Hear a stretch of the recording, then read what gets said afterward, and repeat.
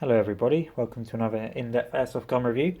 Today I'm going to be taking a look at the Cybergun / VFC FNX-45 Tactical, which I've promised I would review for quite a long time now. Never got around to it, but here we are. So it comes in a classic kind of cheesy Cybergun cardboard box. I never really like their advertising. They go by all these silly numbers. You can see here 424 feet per second they shout. Of course that's with a .12 gram BB, which you shouldn't be using. Yeah, just normal Cybergun stuff, and as most people would agree, Cybergun's not a very good company and a lot of people refrain from buying their products, but this is just one of those guns I wanted to try. To just kind of put aside who's rebranding it and just try and appreciate it for a good airsoft gun. But yeah, Cybergun are not great. Inside you just get this vacuum formed thing, not particularly attractive or nice. There are much nicer ways of packaging guns, but you know, not a big deal.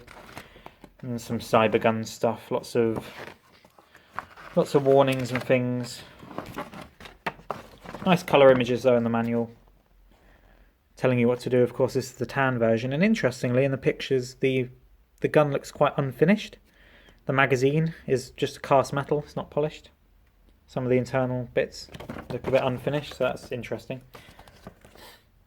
I can't remember what was in here. Maybe just the other back strap. Anyway, you don't get a whole lot.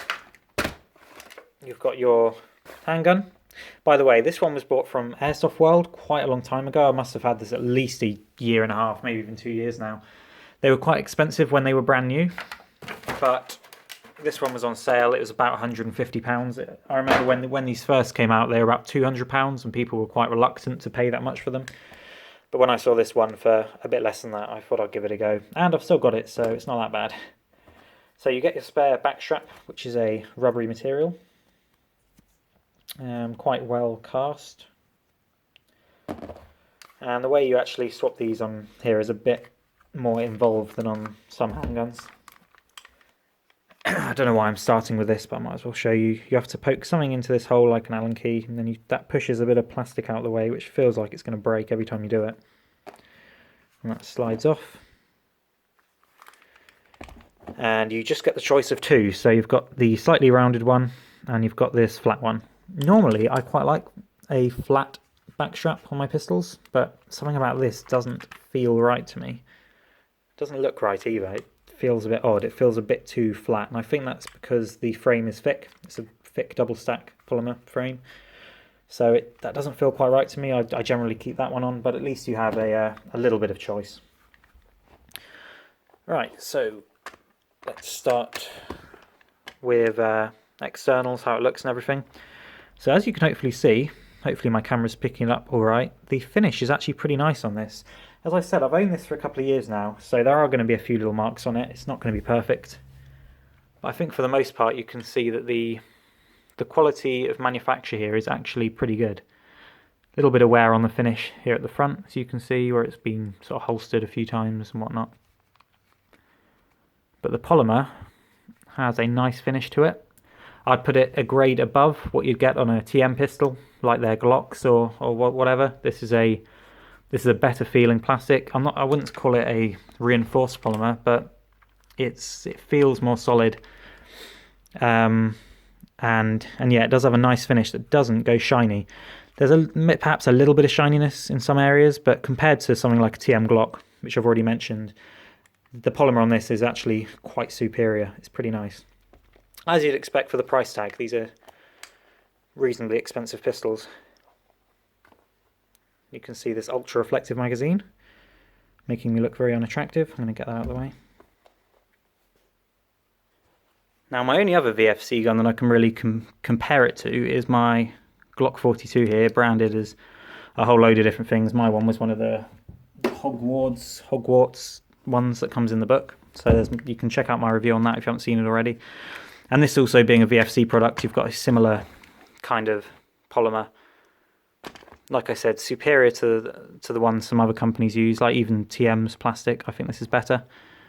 And it does give a nice flat finish. This Glock I've been shooting a lot and I've owned it for a while now. And again, it doesn't tend to go shiny like some other plastics.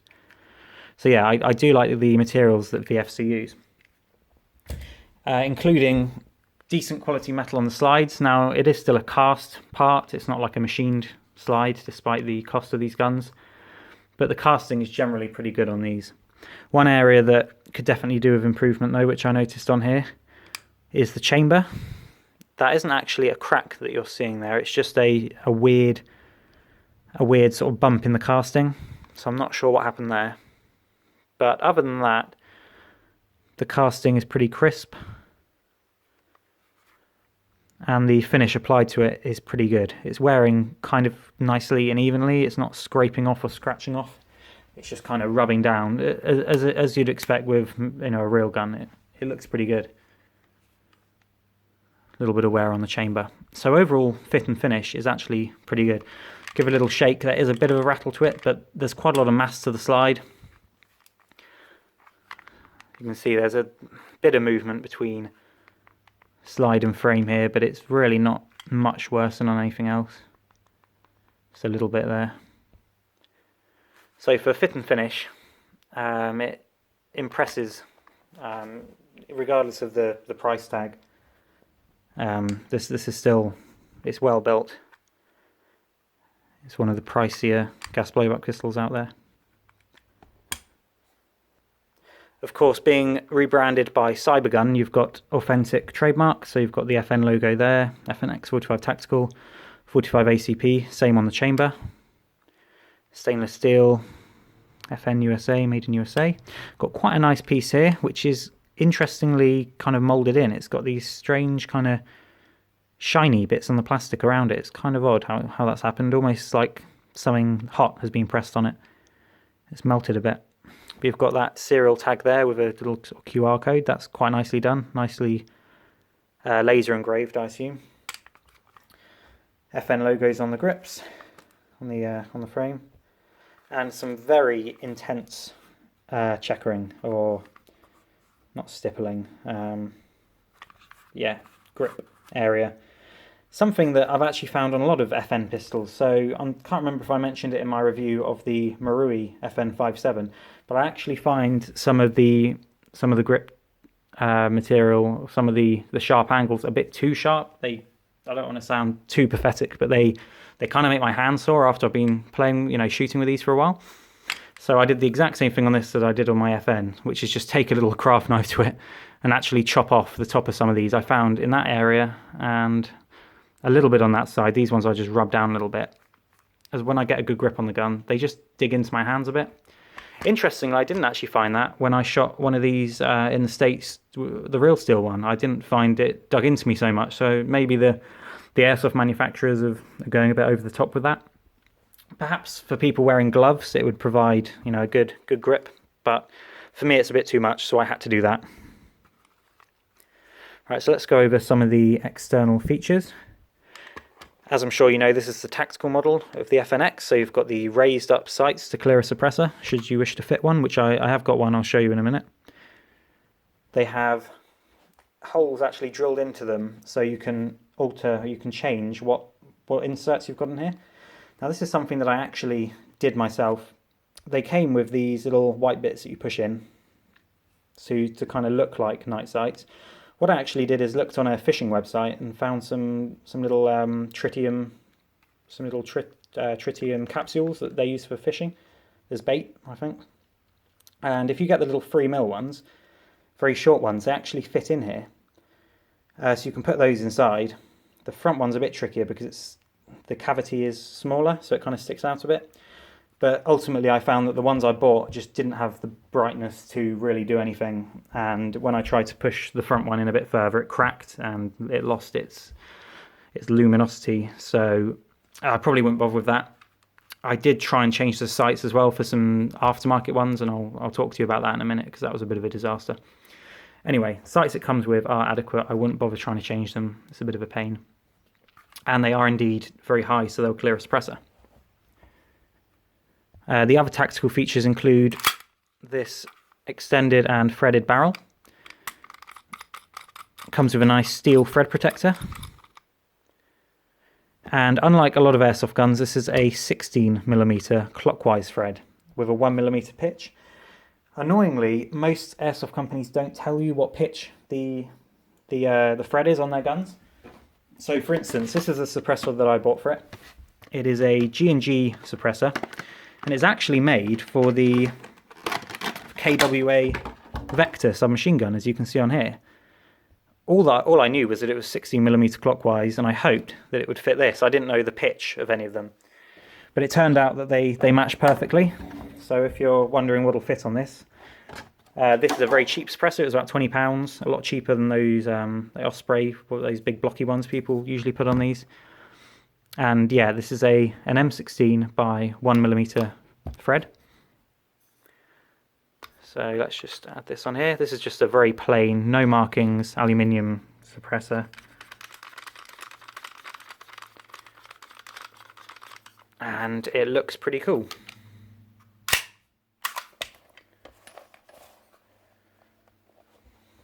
Yeah, pretty cool looking gun. Now this does introduce some issues, as adding a suppressor often does. The cycling is slowed down a bit. It doesn't quite have the snap that it does without, so that's a bit of a shame. And also adds a lot of rattling. You've got a metal slide, you've got a metal chamber. The tolerances aren't particularly tight, bit of movement in there, so when you've got the extra weight on, it becomes quite rattly. So really this is just a showpiece. When I take pictures of the gun, I often put it on because it does look nice, but for actual practical use I wouldn't put it on there. So I'll take it off. Okay, let's continue looking around the exterior. There is a not particularly prominent but also not particularly hidden seam line, but shooting the real gun pretty much has the same seam line, so nothing to really complain about there. If it really bothers you, just go around with a little craft knife and scrape that off. I was talking about the features that make this the tactical model. You've of course got the RMR slot cut in the slide, so you just remove these little hex screws there, and then you've got to put a spacer on, and then you can fit a variety of little miniature optics on it. It's not something I've bothered with. A lot of the cheap airsoft ones, there's a potential that they won't be able to handle the recoil, and I also don't like that, unlike the real one, I believe, I'm not completely sure, I believe on the real one you can remove this and mount the sight directly to it. Here you need a spacer, which adds a bit of thickness, and then you get a bit of a weird co-witness. So I've just never bothered. I'm not a huge fan of particularly tall pistols. I kind of like it when, I like some of the custom Glocks when you've got red dots on those, because they're so flat and they still stay quite small, but this has already got quite a high bore axis. So I wouldn't really want to add any more height onto it. Let's have another look at those sights. Pretty good sights, very tall. Let's have a look at the front sight. Yeah, pretty good sight picture there. I should have let you see it with the suppressor on, but they do clear a suppressor, especially a slim one like the one I had a second ago. 30mm, I think that one is in diameter. Other tactical feature is the extended base on the magazine here. I don't actually like the look of this much. I quite like the look of the standard pistol. It's just got the flat bit, but this is certainly unique. And if you were thinking that you might be able to slip that off and put a regular small base plate on, maybe from the real pistol, it's not possible because the body of the magazine actually extends into this and it has a round bottom. It's quite strange, the design. But yeah, you can't just remove that. It's literally as a part of it. It's screwed on and it goes right down to here. You can see this has a very shiny finish. It doesn't quite show up right on the camera, but it's actually what you'd probably call like a black chrome. It's kind of a dark shininess. It can look good in some lights, but my one, which I've had for a couple of years now, has started to get these kind of marks on it which aren't coming off. It's almost the same kind of problems you get when you get stainless finishes or chrome finishes on like Tanaka revolvers and things. They can start to almost look like they've got a bit of pitting. And I'd probably rather just have a black one of these, but it's realistic, I suppose. It's got a nice fake weld mark down the back. It shows up to 15 rounds capacity. And like most VFC pistols, or if not all of them, you've actually got your fill valve up here by the strike sort of valve.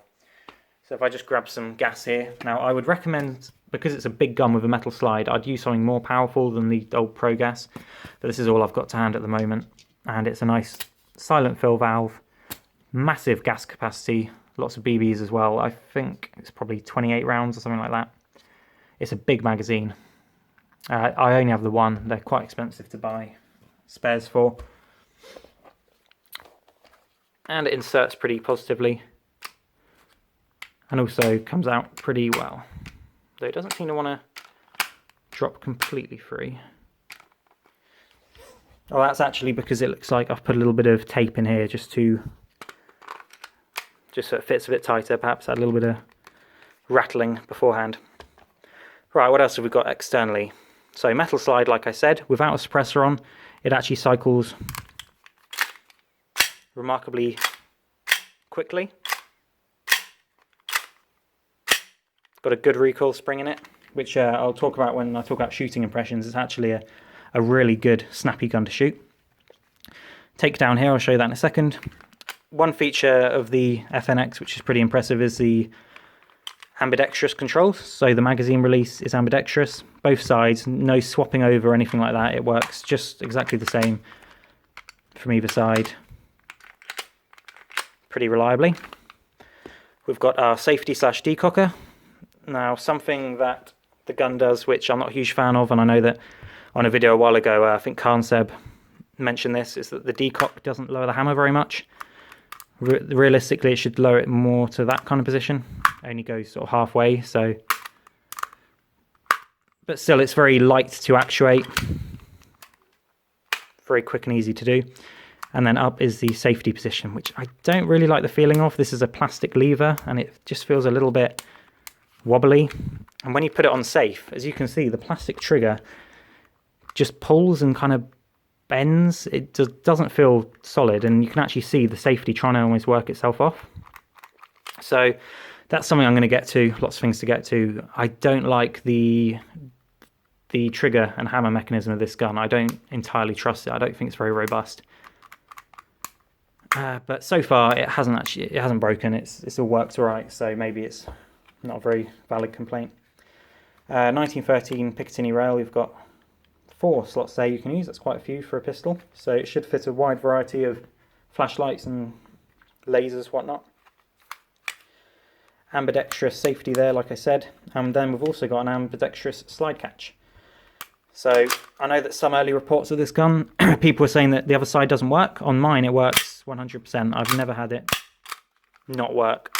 No problem there at all. Even pressing it slowly always releases from the other side, so that's not a problem on my example. Right, what else can we talk about? I might go back into the trigger a little bit. It is a plastic trigger, and yeah, I just don't like the feel of it. The trigger pull is, there's no resistance, and then it goes very quickly, and then I think the trigger is meant to stop here, but because it's plastic, it just kind of flexes. It's just got this sort of flexy over travel feel. It just doesn't feel very good. And then the double action is quite notchy, quite heavy. It's not a great trigger, is what I'm getting at here. And the fact that it's plastic really doesn't help. It's just light, spongy. It's not great. But, you know, for airsoft purposes, you know, is that really a complaint? This is mostly going to be sort of a combat skirmish handgun for most people. And at least the fact that it's very light means that you can get off shots pretty quickly. Reset is pretty crisp. So at least it's pretty good for shooting quickly. Talking of the trigger mechanism and whatnot, this is one of those guns where simply inserting a loaded magazine and pulling the trigger will not shoot it. Cocking the hammer will not shoot it. It does first have to be racked and then either fired, decocked, fired, or safety on, or whatever you want to do. Something to note is that the safety can be put on when the gun is completely uncocked. It can be put on when it's at full cock, although like you might have just seen then, it kind of almost looks like it wants to release it. Don't like that. It can also be put on at half cock, and it kills the trigger whichever way you do it. Just pulls back and kind of flexes. Right, so how about disassembly? Slide back, disassembly lever down, and straight off. Now inside you've got a real mixed bag, and it's kind of a shame. The slide components are very solid. As you can see, the metal of the slide is very thick. The blowback unit is solid. You've got these big screws holding the rear sight down. Everything feels substantial in the slide portion. You have to remove that to get the barrel out. Barrel does have that casting imperfection there, but it's mostly pretty good. You've actually got a little spring system, which is I first saw in a TM Detonics, and not enough manufacturers do this. But by having a spring in here, it ensures that the gun doesn't jam up on the chamber, because sometimes the chamber wants to jump up and jam when the slide is out of battery. So that actually prevents that. And you've got your hop up there, which works pretty well. Look down. If I'm thinking right, this actually has just has a flat bucking. I thought it might have had a special kind of bucking, but no, it's just normal. So yeah, barrel, pretty standard. Recoil spring doesn't actually feel too stiff, but it definitely returns the slide with a lot of authority. The extractor is a separate part, as with I think all VFC pistols, which is a nice touch. It actually can sort of move in there. You'll probably notice that when the gun is out of battery, it usually sort of goes in, and then when it's in battery, it kind of pops out, shows the red, which is nice. Nice big loading nozzle cylinder there, which is what gives it the good kick. Now this is something I actually did myself. Previously, underneath this little flappy bit that cocks the hammer, this is something that you see on most VFC pistols. It has a weird little mechanism. It's quite unique to VFC. It'll cock the hammer. What will it do? Yeah, it cocks the hammer and goes sort of... It stays stiff while it cocks the hammer, and then as the hammer as it rides back over the hammer, it does that, which smoothens out the slide cycle a bit. Because you find some guns, if you rack them very slowly, it'll go over the hammer, cock it, and then as it comes back, it'll kind of get a bit stuck on it. So that gets rid of that. The Glock has the exact same thing, however, it's just inside there. So I think all VFC pistols have that. It's actually quite a good little idea. Anyway, what I was saying is you've got that kind of mock firing pin, which was just a black piece. I just took it apart and polished it up a bit so it looked like a firing pin. Doesn't look great, but it was a bit better than it was. And yeah, that's all we can really talk about with the slide. It's pretty solidly built. Got an FB in there, I don't know what that's about. Oh yeah, another thing. Okay, so the front sight is meant to be held in by a little grub screw in here. Now I was trying to remove the front sight so I could put an aftermarket one on, because I was about to order it, and I thought, let's see if I can get the sights off first. And that grub screw just wouldn't come out. It was completely jammed in there. It was like it was glued in. I ended up having to drill it out to finally remove the dovetail front sight. And then I ended up not buying sights and trying to just refit these. There's actually, I put it in the dovetail, wedged a bit of shim inside it, and then filled the hole with a bit of glue. I made a bit of a mess of it. Not my proudest moment, but it's in there pretty solidly. Yeah, I haven't found the sights to be the easiest thing to change out. You might have noticed there's quite a lot of perhaps like grinding marks around in here. So that's kind of strange. It's almost as if the barrel didn't fit quite right and they just went in there with a Dremel and did it. Anyway, let's get the slide back together and have a look at the frame. Okay, so the internals of the frame are something that concern me. Most of it's alright, so the slide rails are nice and thick.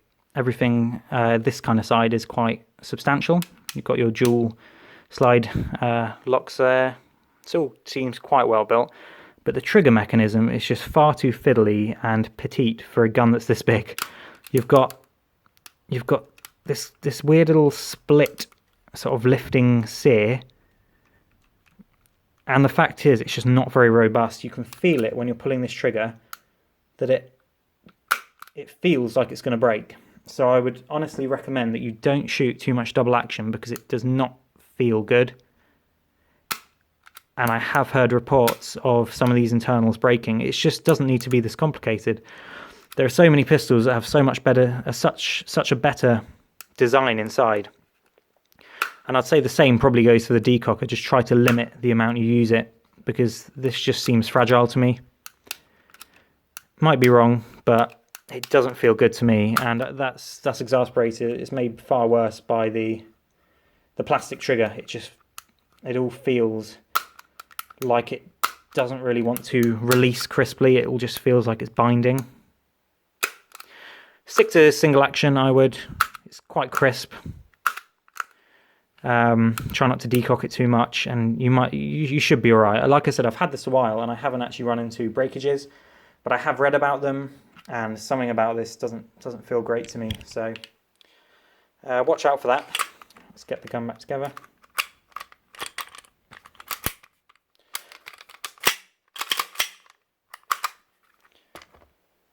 Okay, so let's have a quick talk about shooting impressions. This video is already longer than I want, so I'll have to wrap up quickly. Now, even on that lower powered gas, which I showed you earlier, the 01 Pro gas, that's less powerful than green gas, this still performs really, really superbly for a metal slide pistol. I used to have quite a worry whenever I'd buy a metal slide gun that it would just be really sluggish and slow, and you know, compared to a plastic pistol, it would just be really lethargic to shoot with that heavy metal slide. And this does have a very heavy, large slide, which is only going to get worse once you put a red dot on it and a silencer and whatnot. But as soon as I shot this, all my fears were thrown out the window. I mean, look at this. I don't know if that translates well into video, but this is a really, really crisp action. And as you can see there, just holding the gun quite loosely, so the recoil is quite substantial.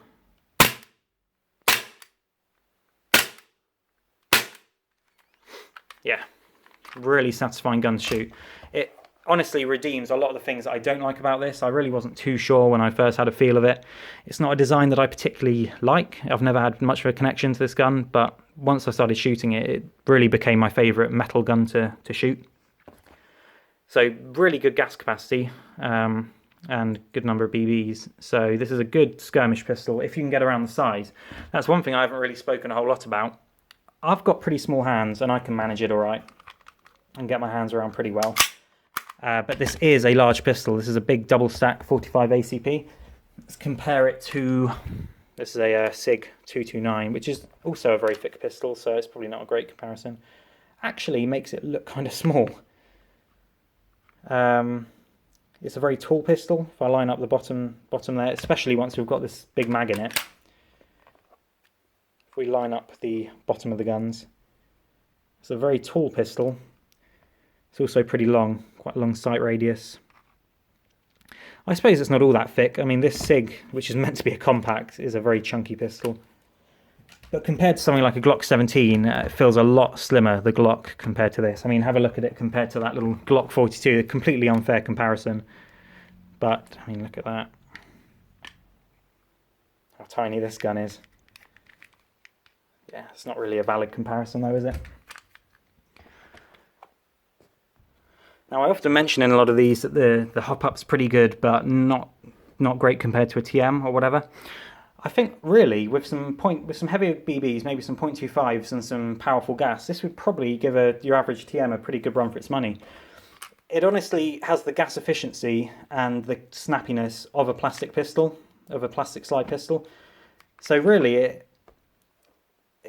for someone that's looking for a solid sort of chunky heavy gun, metal, all the tactical features, but they also of course want it to perform pretty well.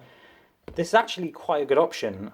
I have some reservations about it, like that slightly dodgy feeling trigger, but this is honestly better than I thought it was. And VFC have made some good guns in the past, they've made some not so great guns, but I think that this gun was, I think part of it's maybe why people have avoided it in the past is because of that Cybergun branding, and it is a shame that Cybergun are involved in it. But it's genuinely quite a good pistol. So, yeah. Now, one thing you might be wondering about is the FPS, and I'm not sure. I don't have a chrono, so I can't actually test that myself. It doesn't seem overly powerful compared to my other gas blow-up pistols. It's quite nice to have a powerful feeling gun that doesn't seem to be absurdly powerful in terms of FPS, but it's not something I can actually verify. If we have a look on the box, what do they say? They say 400 and whatever with a .12, and they say 328 with a .2, which sounds about right to me. So good sort of sight safe velocity. Now I've loaded up a few rounds. I'm going to do a little bit more shooting so you can see the nice snappy action on this. Now, I'm having trouble racking the slide, and I think it's because the chamber is sort of binding a little bit. I haven't actually had that before today. What's going on here? Strange. Yeah, it seemed like the chamber had kind of jammed upwards. Anyway, let's decock it. How am I meant to give you a good view here? It's such a big pistol, it's kind of hard to get on screen. Anyway, let's just do a little bit of shooting over here. Really snappy action, look at that.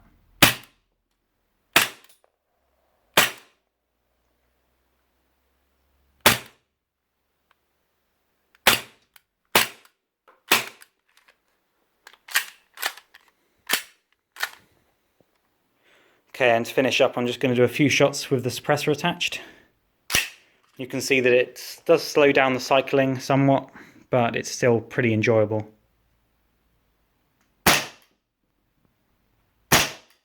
Now, something I'm noticing a little bit more and more often, which I think is this kind of dodgy trigger coming into play, is when pulling the trigger quite slowly, it is almost reluctant to let go of the hammer.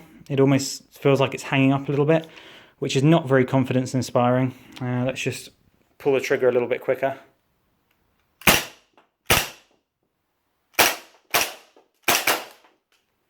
Always locks back reliably. Like I said, it's got good gas efficiency, so you will get all your shots off with that full of gas. Okay, so in conclusion, it's kind of a tricky one. In some ways, I was really impressed with this. I like the finish, I like the materials. I kind of like the tacticalness of it. I like having it. So that suppressor on there looks pretty good. And I'm continually impressed of the kick and the cycling speed, even with lower powered gas. I mean, this with Garda black gas is great fun to shoot, really enjoyable. And the robustness of the slide means that you shouldn't get any of that cracking that you've seen on any of the other VFC guns. But the more I shoot it, I worry more and more about that hammer mechanism.